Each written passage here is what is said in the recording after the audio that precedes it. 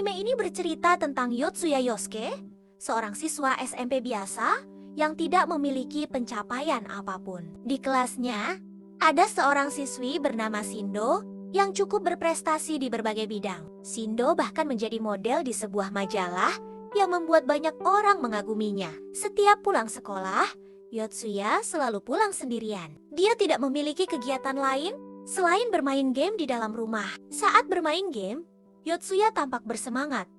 Namun setelah selesai bermain, ia kembali merasa kesepian. Keesokan harinya, saat Yotsuya bertugas membersihkan papan tulis, ia tak sengaja melihat Shindo sedang berinteraksi dengan Hakozaki. Yang membuat dirinya heran adalah keduanya tampak lebih akrab daripada biasanya. Setelah jam pelajaran selesai, wali kelas menemui Yotsuya karena belum menyerahkan angket rencana karirnya. Saat berbicara dengan wali kelas, Yotsuya menyadari bahwa Shindo dan Hakozaki sedang memperhatikannya. Namun, setelah wali kelas pergi, kedua gadis itu tiba-tiba menghilang. Tak lama setelah itu, Yotsuya mengalami kejadian aneh. Lingkungan sekitarnya tiba-tiba bercahaya, dan dia terlempar ke dunia lain. Di dunia tersebut, Yotsuya menemukan bahwa Shindo dan Hakozaki juga ada di sana. Ketika Yotsuya masih kebingungan, muncullah sosok misterius yang menyebut dirinya sebagai Game Master. Game Master menjelaskan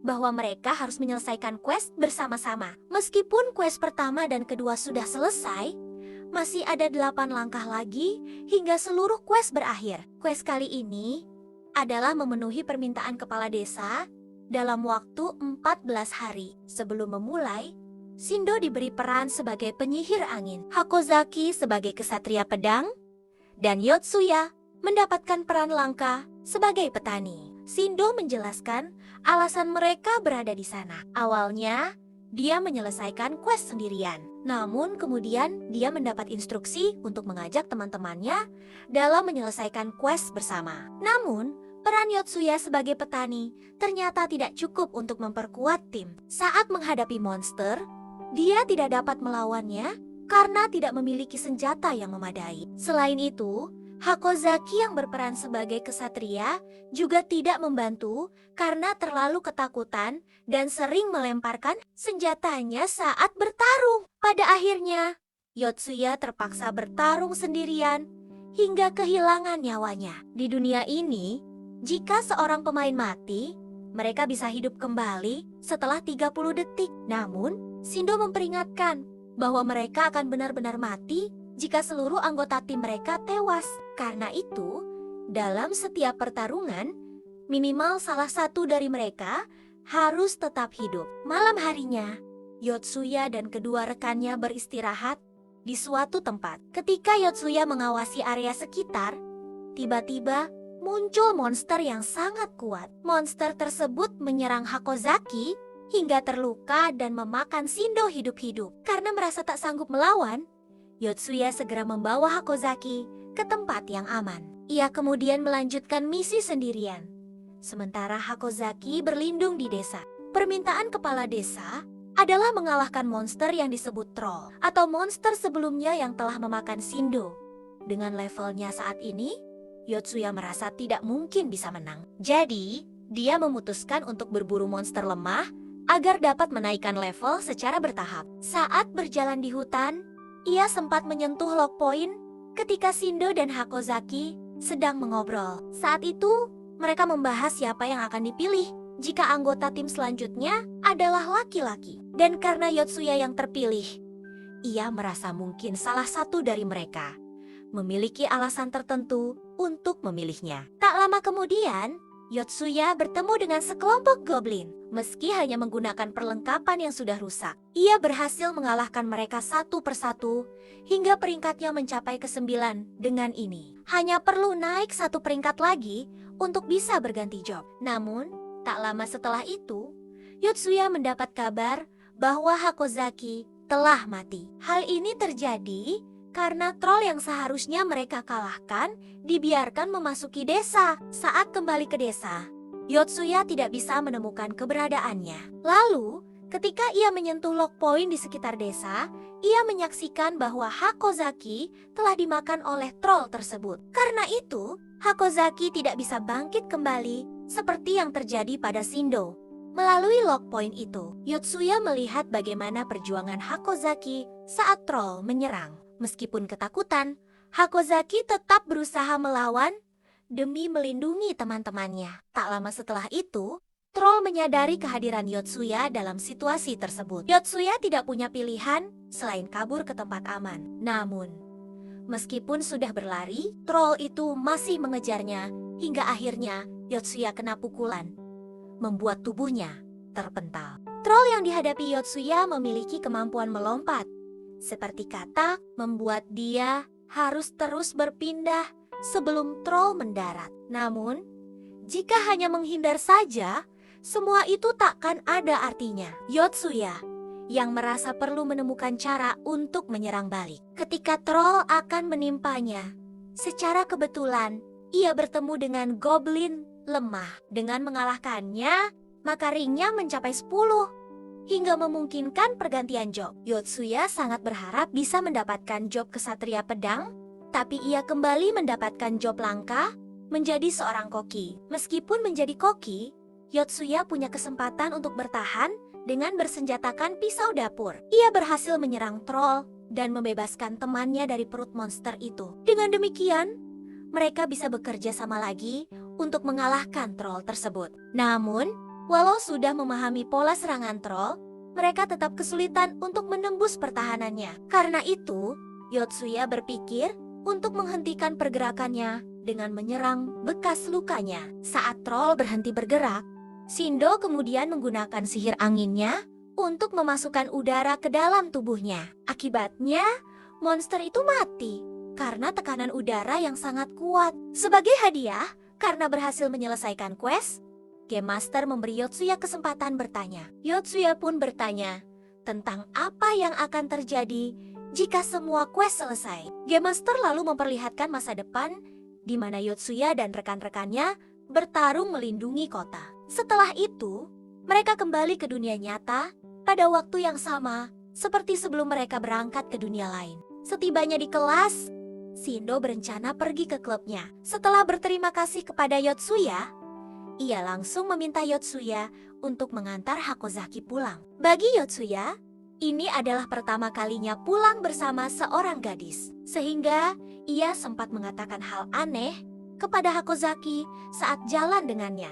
Mengetahui hal tersebut membuat Shindo tertawa dan semakin penasaran pada Yotsuya. Pada malam harinya, Yotsuya memanfaatkan waktu luangnya untuk latihan di luar. Saat itu, Game Master tiba-tiba menghubunginya dan memberinya perintah mendekati seorang wanita. Yotsuya dipaksa masuk ke sekolah asing dan menemui sekelompok cewek di dalam toilet. Di sana, ia diminta mendekati salah satu dari mereka yang sedang dibully oleh teman-temannya. Dalam situasi tersebut, Yotsuya bingung harus memulai dari mana untuk mendapatkan kesempatan mendekati gadis tersebut. Ia pun mencoba menyelamatkannya dengan merusak ponsel anak-anak yang membulinya. Dengan cara ini, dia bisa menghilangkan semua rekaman dan memberi pelajaran kepada para pembuli. Namun, tindakan yang dilakukan Yotsuya malah membuat cewek berkacamata itu ketakutan. Saat Yotsuya mengantarkannya, cewek itu tampak gelisah dan berharap Yotsuya segera pergi darinya. Ketika Yotsuya bertanya apakah ia memang sedang dibully, gadis itu langsung membantahnya. Ia menjelaskan bahwa mereka hanya mencoba membalasnya karena ia pernah mengatakan sesuatu yang berlebihan. Meski demikian, ia tetap merasa tidak nyaman dengan perlakuan orang-orang itu terhadapnya. Beberapa minggu setelah kejadian itu, Yotsuya dan yang lainnya kembali ditransfer ke dunia lain. Tokitate Yuka, atau gadis yang sebelumnya bertemu dengan Yotsuya, terpilih sebagai pemain keempat dan menerima job sebagai penyihir api. Ketika Yotsuya mencoba menyapanya, Tokitate langsung menghindar dan menuduhnya sebagai penguntit yang menculiknya. Shindo mencoba menenangkannya, tetapi saat Tokitate menjelaskan kejadian sebelumnya, Shindo dan Hakozaki merasa kecewa dan mulai mengabaikan Yotsuya. Misi kali ini adalah eksplorasi peta sebanyak 5% dan mengantarkan barang ke Rado Dorbo. Untuk melakukannya, mereka memutuskan untuk berpisah sambil memastikan lokasi masing-masing. Saat Tokitate berpasangan dengan Shindo, Ia merasa terkesan dengan cara berpikir Shindo. Tidak seperti dirinya yang hanya pasrah ketika dibuli. Shindo menyatakan bahwa ia tidak takut untuk melawan. Bahkan jika harus kehilangan pertemanan. Ketika mereka semua berkumpul di suatu tempat, tiba-tiba ada bangkai serangga raksasa yang jatuh di dekat mereka. Dari bangkai itu, muncul dipan raksasa dan beberapa serangga kecil lainnya. Dengan skill kokinya, Yotsuya dapat mengetahui nama musuh dan juga levelnya. Itu adalah jenis binatang iblis yang memiliki tingkat ancaman Demise. Sejak kecil, Tokitate memiliki impian menjadi gadis penyihir. Makanya ia sangat bersemangat untuk mencoba kemampuan sihirnya. Namun, ternyata ia tidak bisa berbuat banyak karena levelnya masih rendah. Pada akhirnya, Yotsuya melawan serangga sendirian dengan memotong semua kakinya. Sedangkan untuk menghabisinya, ia meminjam pedang besar milik Hakozaki dan menebasnya bersama-sama. Hal ini dilakukan olehnya karena dia tidak bisa memegang senjata di luar dari jobnya sendiri. Pada malam harinya, Shindo menceritakan masa kecilnya kepada Yotsuya. Ia mengaku bahwa saat kecil, dia dikenal sebagai anak nakal. Tapi berkat pertemuannya dengan seorang wanita, dia berhasil mengubah sikapnya. Shindo sangat mengagumi wanita itu. Namun, wanita tersebut melompat dari apartemennya karena tidak tahan menghadapi orang-orang yang selalu membulinya. Saat masuk sekolah, Shindo juga pernah menjadi korban bullying. Sejak saat itu, ia pun berusaha tampil sempurna agar memiliki banyak teman yang bisa melindunginya. Namun, semua hal yang telah dicapai olehnya itu menjadi tidak berguna jika dia berada di dunia ini. Karena itu, ia memohon kepada Yotsuya untuk melindunginya. Keesokan harinya, mereka tiba di desa yang pernah diserang oleh troll sebelumnya. Di dunia ini, setiap para pemain diidentifikasikan sebagai pahlawan. Ketika mereka bertemu seorang pedagang, Yotsuya bertanya pada pedagang itu tentang wilayah Rado Dorbo. Pedagang tersebut menjelaskan bahwa Rado Dorbo berada di tepi benua dan perjalanan menuju ke sana akan memakan waktu sebulan jika menggunakan kuda. Shindo memohon kepada pedagang itu untuk meminjamkan kudanya. Namun meskipun mereka adalah pahlawan, pedagang itu menolak meminjamkannya. Kebetulan, di kota Kortonel akan diadakan turnamen bela diri di mana pemenangnya akan mendapatkan hadiah berupa 3 ekor kuda. Setelah mendapat informasi itu, mereka pun memutuskan untuk mengikuti turnamen tersebut. Namun, saat hendak berangkat ke kota, mereka terlibat konflik dengan para bandit karena adanya larangan menyerang manusia. Yotsuya dan teman-temannya pun memilih mundur daripada harus bertarung dengan bandit tersebut. 3 orang dari kelompok pahlawan berhasil melarikan diri dari para bandit. Namun saat mencoba untuk bertahan, Shindo malah tertangkap oleh mereka. Tokite dan Hakozaki ingin kembali untuk menyelamatkan Shindo. Sementara Yotsuya memilih melanjutkan perjalanan demi menyelesaikan quest mereka. Akibatnya, kelompok mereka pun harus terpisah dan Hakozaki ikut tertangkap oleh para bandit. Saat Yotsuya berburu gerombolan goblin, dia berhasil memperoleh job baru sebagai penyihir organisme, suatu kemampuan yang memungkinkan dirinya mengubah metabolisme makhluk hidup dengan memakai sentuhan. Tak lama kemudian, Yotsuya ikut turnamen bela diri di kota, namun ia kalah telak dari Kahabel, seorang kesatria dari Kortonel, dalam satu serangan saja. Meskipun kalah, Yotsuya masih belum menyerah. Ia menawarkan diri untuk bekerja kepada pemenang demi mendapatkan pinjaman kuda sebagai imbalan. Kahabel tidak keberatan untuk mempekerjakannya melawan monster.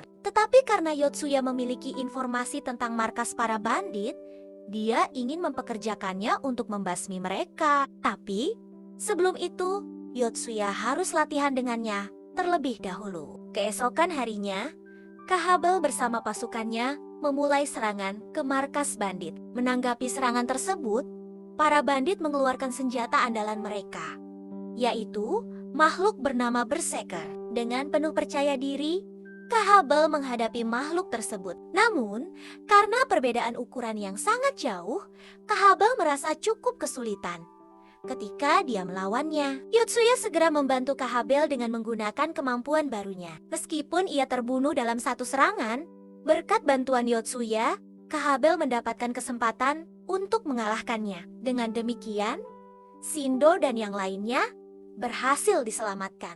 Selain itu, Kahabel juga menjadi tertarik untuk menemani mereka sejauh yang ia bisa. Sejak dulu, Hakozaki tidak menyukai pelajaran olahraga. Ia sering mendapatkan nilai rendah, meski punya alasan jelas untuk tidak mengikuti pelajaran tersebut. Hal ini mendorongnya untuk berubah.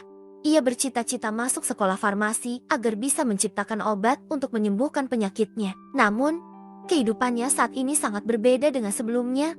Kekerasan yang dulu tidak berarti baginya kini menjadi hal penting untuk bertahan hidup. Setelah seharian menempuh perjalanan, Yotsuya dan rombongannya memutuskan berkemah di reruntuhan untuk memberi waktu istirahat bagi kuda mereka. Dengan keahlian memasaknya, Yotsuya mampu menyiapkan makanan bagi seluruh kelompoknya. Kemampuan ini juga memungkinkan Yotsuya meningkatkan level tanpa harus bertarung. Orang-orang sangat menikmati masakan buatannya. Namun Hakozaki tampak kesulitan untuk makan karena teringat kejadian mengerikan saat menghadapi bandit. Alasan Kahabel ingin ikut dalam perjalanan ini adalah untuk melatih para pahlawan. Karena itu, setelah selesai makan, ia langsung mengajak mereka latihan berpedang. Latihan ini mungkin akan bermanfaat untuk mengasah kemampuan mereka. Tetapi bagi Hakozaki yang belum bisa mengangkat pedang, mungkin butuh waktu lebih lama lagi. Tak lama kemudian, ada pengawal yang terluka diserang goblin. Yotsuya segera menyembuhkan pengawal itu dengan memakai sihir barunya. Hal ini membuat teman-temannya iri karena ia bisa meningkatkan level dengan menyembuhkan. Keesokan harinya, Yotsuya beserta rombongannya dihadang oleh sekelompok goblin dengan cepat. Yotsuya, Shindo, dan Tokitate mengalahkan satu persatu goblin tersebut. Sementara itu, Hakozaki mengalami kesulitan karena belum terbiasa bertarung. Walau ketakutan, dia tetap berusaha melawannya agar tidak menjadi beban bagi teman-temannya. Setelah semua goblin sudah dikalahkan, mereka kembali melanjutkan perjalanan. Namun, tak lama setelah berjalan, roda kereta mereka malah tersangkut ke dalam lubang yang ada di jalan. Karena itu, mereka harus berhenti sebentar untuk mengangkatnya bersama-sama. Saat mencoba memperbaiki roda, mereka melihat sekelompok tentara yang sedang dikepung oleh kawanan kobol. Di antara rombongan tentara itu terdapat warga sipil dan anak-anak yang sudah tidak berdaya. Mengetahui hal tersebut, Hakozaki tergerak untuk membantu mereka. Awalnya, Yotsuya melarang dia karena waktu mereka sangat terbatas. Tetapi karena Hakozaki bersikeras ingin menolongnya, ia akhirnya setuju untuk ikut dengannya. Ketika mereka berdua mendekat, kawanan kobol langsung berbalik dan mengincarnya dengan bersenjatakan pisau dan wajan. Yotsuya berusaha mengalihkan perhatian kobol-kobol itu agar pasukan bisa menyerang dari belakang. Namun, di tengah pertarungan, Hakozaki malah terbunuh dan harus menunggu lama untuk hidup kembali. Walau begitu, dia berhasil mengalahkan salah satu musuh di kesempatan yang kedua kalinya. Tak berselang lama, Kahabel bergabung dalam pertarungan. Dengan bertambahnya petarung, maka kawanan kobol itu dapat dibasmi lebih cepat. Tentara yang diselamatkan berasal dari kerajaan Diok. Atas perintah raja mereka, sedang memindahkan tawanan ke Raru Dorbo untuk dieksekusi di depan umum. Menurut Kahabel, mengeksekusi rakyat sendiri di negara asing adalah tindakan yang berlebihan. Dan sebagai kesatrian dari negara bagian Kortonel, ia sangat menentang hal tersebut. Namun, meskipun sudah diselamatkan, pemimpin pasukan tersebut tidak setuju dengan pendapat Kahabel. Jika Shindo tidak melerai mereka, mungkin mereka sudah saling serang. Sementara itu, Yotsuya berasumsi bahwa peristiwa ini berkaitan dengan misinya. Karena salah satu misinya adalah mengantarkan barang. Ia menduga para tawanan yang dibawa oleh pasukan itu mungkin adalah orang-orang yang harus diantar. Masalahnya, jika mereka mengantarkan para tawanan, mereka akan dieksekusi. Di saat mereka kebingungan, Tokitate lalu menyarankan mereka tetap melanjutkan perjalanan dan mencoba menghentikan eksekusi saat tiba di tempat tujuan. Pada sore hari, Yotsuya mencoba berbicara dengan salah satu tawanan. Dari pembicaraan tersebut, dia mengetahui bahwa kerajaan Diok berencana membunuh mereka karena menganut agama tertentu. Yotsuya kemudian bertanya kepada Kamelto, pemimpin pasukan, tentang alasan mengapa mereka melakukannya. Lalu, Kamelto menjelaskan bahwa semua itu dilakukan sebagai contoh untuk menghapus keberadaan mereka dari benua. Sebab Raja Diok ingin menyatukan benua ini demi kebaikan rakyatnya. Setelah perjalanan panjang, mereka akhirnya sampai di pegunungan yang terhubung dengan Raru Dorbo. Untuk mempersingkat waktu, Kamelto menyarankan supaya mereka melewati jalur terowongan. Namun, setelah mekanisme jalurnya sudah diaktifkan. Kamelto dan pasukannya malah meninggalkan mereka dan menjebaknya di dalam terowongan. Sebelum pergi, Kamelto mengatakan bahwa ia tak bisa berpergian bersama orang yang berempati pada tawanan. Situasi ini membuat Yotsuya panik. Ia telah kehilangan tawanan yang harus diantarkan, dan waktu penyelesaian misinya hampir habis. Untungnya, Kahabel segera menenangkannya. Dia mencoba untuk mendorongnya supaya tetap melanjutkan perjalanan. Menelusuri jalur tersebut ternyata tidak semudah yang mereka kira. Di sana terdapat berbagai rintangan dan jebakan mematikan. Karena kecerobohannya, Yotsuya terperangkap salah satu jebakan dan terjatuh ke lantai bawah. Merasa sulit untuk keluar, Yotsuya meminta rekan-rekannya untuk melanjutkan perjalanan tanpa dirinya untuk melewati dinding bergerak. Hakozaki kemudian mengamati pola kerjanya. Setelah menemukan cara yang aman, mereka mencoba melintas dan berhasil melewati jebakan tersebut. Sementara itu, Yotsuya berusaha memanjat dengan mengukir pijakan menggunakan pisaunya.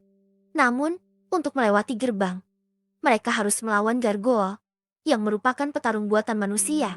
Saat memanjat, Yotsuya sempat terjatuh berkali-kali.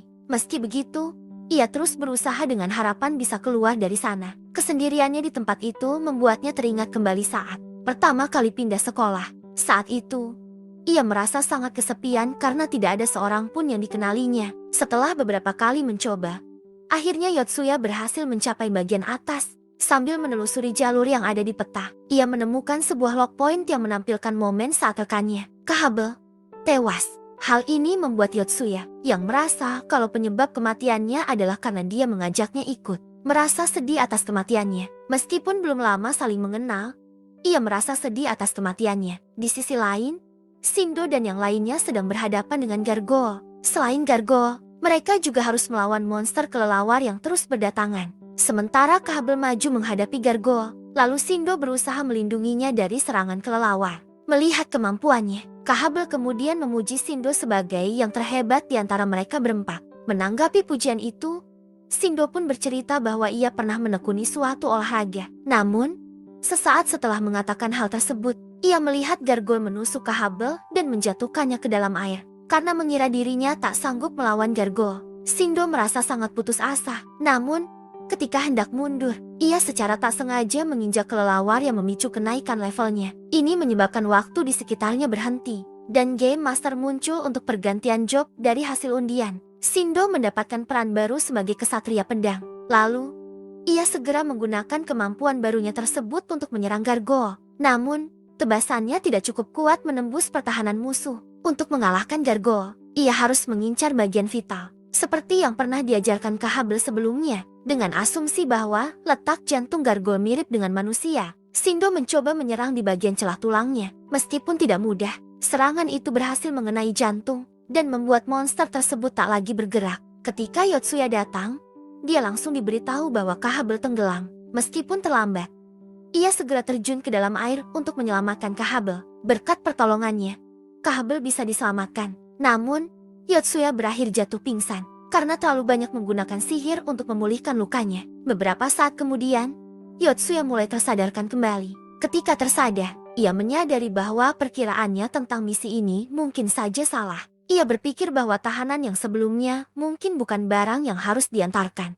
Tampaknya mereka harus mengantarkan sesuatu yang memang benar-benar dibutuhkan oleh penerima. Setelah mempertimbangkan banyak hal, mereka memutuskan untuk berpencar menjadi dua kelompok, di mana satu kelompok akan mengejar tentara kerajaan Dio, sementara kelompok lainnya mencari barang lain untuk diantarkan. Setelah kelompok dibentuk, Shindo segera pergi mencari permukiman, sedangkan kelompok Yotsuya menunggu di lokasi tertentu untuk menjebak tentara kerajaan Dio. Kahabel sebelumnya melihat mereka mengirimkan surat kepada raja mereka, dan karena negara itu sangat militan, ada kemungkinan besar kejadian ini akan digunakan sebagai alasan untuk menyatakan perang. Untuk mencegah hal tersebut, Yotsuya mengusulkan agar membuat tentara kerajaan Dio percaya bahwa Cortonel bukanlah musuhnya. Namun ia juga ingin membuat mereka merasakan putus asa dan penyesalan atas tindakannya. Keesokan harinya, Yotsuya melihat tentara Diok beserta para tawananannya. Saat para tentara itu sedang beristirahat, Yotsuya mendatangi mereka dengan tujuan untuk bernegosiasi. Sebelum itu, ia memberi informasi palsu bahwa 3 kesatria Cortonel tewas di dalam gua, sementara 2 pahlawan lainnya terjatuh ke dalam lubang. Selain itu, Yotsuya juga menyatakan bahwa dirinya telah ikut agama Arteos dan ingin bernegosiasi untuk pembebasan para tawanan. Jika permintaannya tidak terpenuhi, ia mengancam akan menggunakan posisinya sebagai pahlawan untuk menyebarkan agama tersebut ke seluruh dunia. Tentara kerajaan Diok tak bisa mengabaikannya begitu saja. Untuk mencegah semua itu terjadi, mereka berencana akan menangkap kedua pahlawan yang masih tersisa. Pada saat itu, Tokitate mulai menjalankan perannya dengan beralasan bahwa ia tidak bisa lagi akrab dengan Yotsuya. Ia berpura-pura memihak mereka dan akan memberi lokasi Yotsuya yang sedang tertidur. Setelah menggiring mereka lumayan jauh, pasukan itu menyadari bahwa Tokitate telah berbohong. Lalu, ketika mereka kembali ke perkemahan, mereka mendapat kabar bahwa Yotsuya telah membunuh semua tawanan mereka. Tokitate menjelaskan bahwa pernyataan Yotsuya yang memeluk ajaran Arteos adalah kebohongan. Sebenarnya, Yotsuya datang untuk balas dendam atas 5 rekannya yang tewas. Selanjutnya, Yotsuya membakar kereta kuda dan seluruh barang-barang mereka. Lalu, ia dan Tokitate melarikan diri dengan menggunakan kudanya. Dengan cara ini, tentara Diok pasti akan melaporkan bahwa para pahlawan mengganggu misi mereka demi balas dendam. Akibatnya, hubungan antara Diok dan Kortonel tidak berubah, dan peperangan tidak akan terjadi. Sebaliknya, Kamelto akan merasakan penyesalan karena gagal menjalankan misinya. Sementara itu, para tawanan yang sebenarnya telah diamankan terlebih dahulu berkat Yotsuya. Kini mereka terbebas dari pasukan kerajaan Diok. Setelah menjalankan rencana tersebut,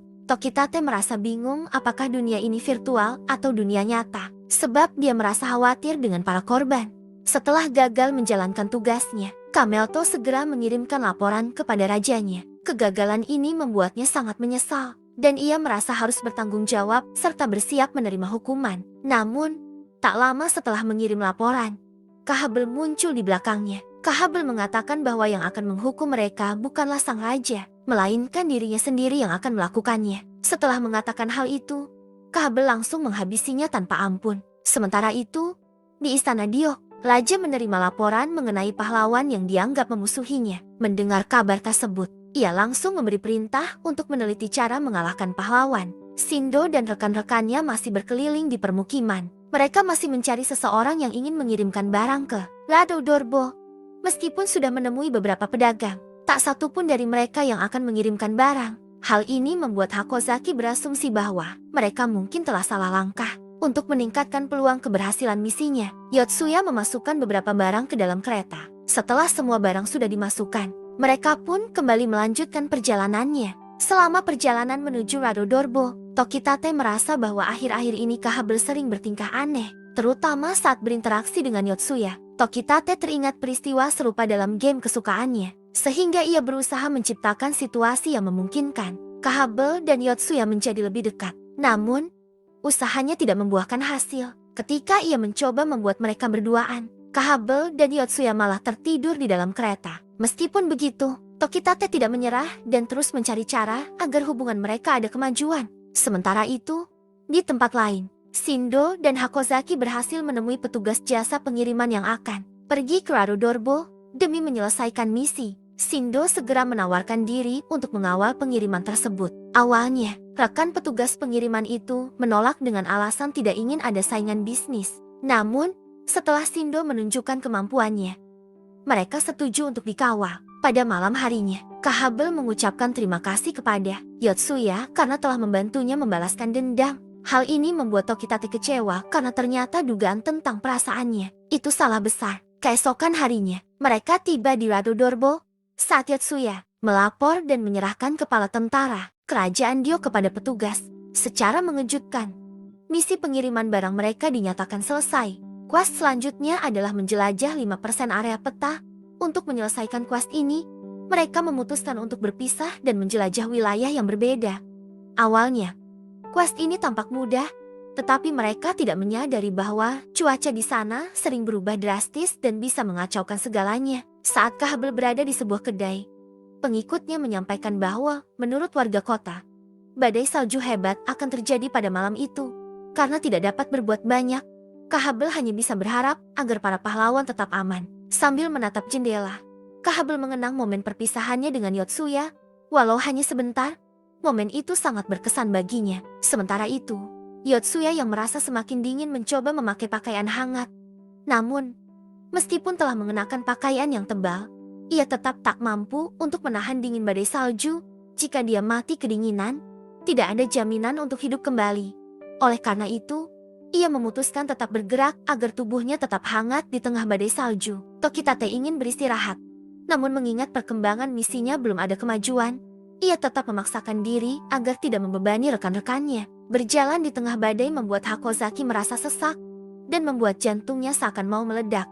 Selain kondisi fisiknya yang lemah, ia juga tidak memiliki perlengkapan memadai untuk menghadapi cuaca ekstrem. Suhu yang begitu dingin membuatnya mulai berhalusinasi. Ia mengenang kembali pengalamannya sejak pertama kali menjelajah dunia ini. Di sisi lain, Shindo juga sedang kesulitan. Ia benar-benar merasa tak berdaya dengan kondisi yang dihadapinya. Meski begitu, mengingat kebersamaannya dengan teman-teman membuat Shindo kembali bersemangat untuk menyelesaikan kuas. Sementara itu, Hakozaki tak lagi sanggup bertahan. Tubuhnya mulai kaku perlahan hingga akhirnya tumbang karena kedinginan.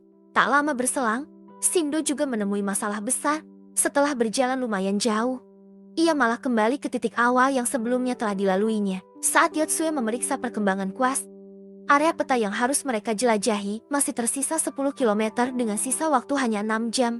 Kondisi kali ini jauh lebih sulit dibandingkan kuas sebelumnya. Mereka merasakan serangan fisik dan serangan mental yang sangat menyulitkan. Di tengah situasi yang semakin genting, Yotsuya tiba-tiba bertemu seekor monster. Dengan kemampuan yang ia miliki sekarang, ia berhasil menangkis semua serangan monster itu dan kemudian mengalahkannya dengan menyerang titik kelemahannya. Namun, saat hendak akan melanjutkan penjelajahan, tiba-tiba saja ia terjatuh ke dalam sebuah lubang. Sejak kecil, Tokitate sangat mengagumi Magia Sister. Dengan keberanian dan harapan, ia bermimpi menjadi penyihir hebat yang bisa menyelamatkan dunia. Namun, kenyataannya tidak semudah itu. Walaupun punya kekuatan sebagai penyihir, ia belum mampu melakukan hal yang besar. Selama ini, ia hanya bisa berlindung di balik orang yang lebih kuat untuk melindungi diri sendiri. Di sisi lain, Yotsuya yang baru saja terjatuh ternyata bisa hidup kembali. Ia jatuh ke dalam danzen rahasia yang memiliki suhu lebih hangat dari permukaan. Saat ia menjelajahi danzen tersebut, muncul pemberitahuan bahwa Hakozaki telah mati. Berbeda dengan Yotsuya, Hakozaki tak bisa dibangkitkan lagi karena tubuhnya telah membeku. Mengetahui salah satu rekannya tewas, Shindo bertekad untuk menyelesaikan quest ini. Karena badai sudah reda, ia segera melanjutkan penjelajahannya. Tak lama, Shindo melihat sebuah permukiman dan bergegas untuk pergi ke sana. Namun, tanpa menyadari betapa tipisnya es di bawah kakinya, ia langsung terjatuh ke danau yang membeku. Sementara itu, Yotsuya yang masih menelusuri danzen belum menemukan jalur yang benar. Satu-satunya jalur yang ia temukan hanyalah lubang cacing yang besar. Karena tak ada pilihan lain, ia terpaksa masuk, namun berakhir dimakan oleh cacing di dalam. Tokitate menjadi satu-satunya pemain yang masih tersisa. Mengetahui semua rekannya telah mati, ia merasa inilah saatnya untuk dia menyerah. Meskipun tak ingin mati, ia merasa tak ada yang akan menyalahkannya karena teman-temannya gugur duluan. Di tengah keputusasaan, tiba-tiba munculnya Majiha Purple, salah satu karakter gadis penyihir yang disukainya sejak kecil. Kehadiran karakter itu berhasil membangkitkan semangatnya. Ia terdorong untuk berjuang lagi demi melanjutkan kuas. Namun, meski bertekad untuk tidak menyerah, tubuhnya benar-benar sudah melemah. Beruntung, ada seorang penyihir yang melihatnya dan langsung mendekat untuk memberinya tumpangan. Saat penyihir itu bertanya kemana tujuannya, Tokitate hanya menangis karena waktu misinya hampir habis. Menyadari Tokitate sedang terburu-buru, penyihir itu segera menggunakan sihirnya untuk mempercepat perjalanan mereka. Berkat bantuan tersebut, quest eksplorasi peta itu pun berhasil diselesaikan. Setelah semuanya bangkit, Tokitate bertanya pada Game Master apakah dunia ini adalah dunia virtual. Kemudian, Game Master menjawab bahwa ini bukanlah dunia virtual, melainkan dunia paralel yang sama seperti bumi. Jawaban yang disampaikan Game Master membuat Yotsuya terguncang. Ia merasa sangat bersalah karena telah membunuh seseorang di dunia paralel. Setibanya dia di rumah, Yotsuya tak bisa tidur karena mengalami trauma berat dan tak bisa melupakan kesalahannya. Keesokan harinya, Yotsuya dan teman-temannya mengikuti kegiatan olahraga sambil memikirkan kejadian kemarin. Yotsuya tanpa sadar sudah lebih atletis daripada sebelumnya. Dalam permainan bola basket, ia mampu mencetak angka sendirian tanpa bantuan timnya. Di sisi lain, kemampuan fisik Hakozaki juga telah meningkat. Kini ia bisa ikut olahraga, bukan hanya untuk menonton saja, namun Melihat Yotsuya yang masih murung membuat teman-temannya khawatir padanya. Sepulang sekolah, Yotsuya mendapat pesan dari Game Master. Dalam pesan tersebut, Game Master bertanya tentang perasaannya setelah membunuh seseorang. Yotsuya memilih untuk tidak menjawab. Namun, saat ia tiba di rumah, seorang anak perempuan tiba-tiba muncul di hadapannya. Anak tersebut meminta Yotsuya untuk membalas pesan, seolah dirinya adalah Game Master. Setelah dicari tahu, ternyata anak itu benar-benar Game Master. Dan ia ingin mendengar pendapat Yotsuya mengenai kejadian kemarin. Yotsuya mengatakan bahwa meskipun ia merasa bersalah, dia cukup yakin bahwa orang yang dibunuh itu memang pantas mati. Mereka berencana melakukan hal keji pada tawanan dan sudah membawanya ke tempat berbahaya. Setelah Yotsuya mengungkapkan semua pendapatnya, Game Master kemudian membicarakan pemain selanjutnya. Sama seperti sebelumnya, Yotsuya diminta untuk bertemu seseorang. Tapi kali ini di restoran Cina. Saat mereka tiba di restoran tersebut, Game Master menjelaskan bahwa orang yang duduk di meja depan adalah pengedar narkoboy. 20 detik kemudian, pemain baru bernama Kita akan datang untuk menyerang pria tersebut. Untuk mencegah jatuhnya korban, Yotsuya segera bertindak dan menghentikan rencana Kita. Dengan kemampuan bela dirinya, Yotsuya mampu mengimbangi serangan Kita. Namun untuk melawan rekannya yang membawa senjata api, ia membutuhkan item khusus yang memungkinkannya menggunakan skill di dunia paralel. Setelah berhasil mengalahkan semua musuh, Yotsuya menyuruh Kita untuk segera pergi supaya tidak tertangkap. Dari kejadian ini, Yotsuya menyadari alasan Game Master menyuruhnya melakukan hal ini. Dia berpikir bahwa dengan menyelamatkan pemain tersebut, ia bisa meningkatkan peluang keberhasilan quest di masa yang akan datang. Karena hal itu juga, Yotsuya membulatkan tekad untuk bertarung demi kebenaran yang dia percayai.